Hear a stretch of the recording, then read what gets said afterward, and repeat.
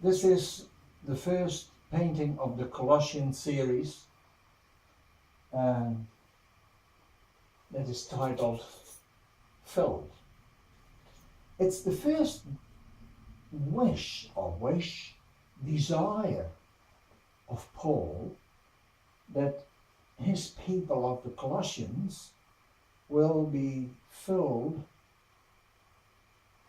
with knowledge of his will in all wisdom and understanding, he says. Now, why does Paul start with that?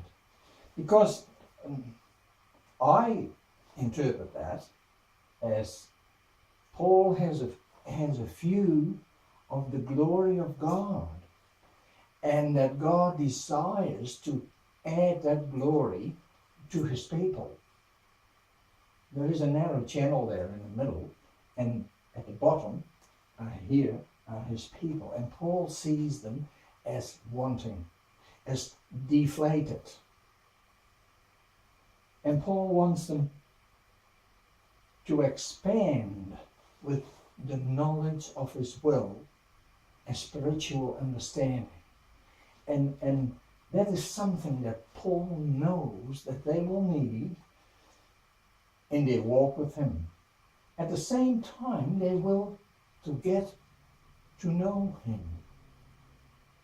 They will get knowledge. They will gather knowledge. And you only get to know a person if you live with them, not if you write letters to him. So if you live with them. And that is the situation. Paul wants his people and God to live together and to walk together and to do things, to live their lives together. And this is what Paul, the first desire of Paul, this is what he brings to the fore. So,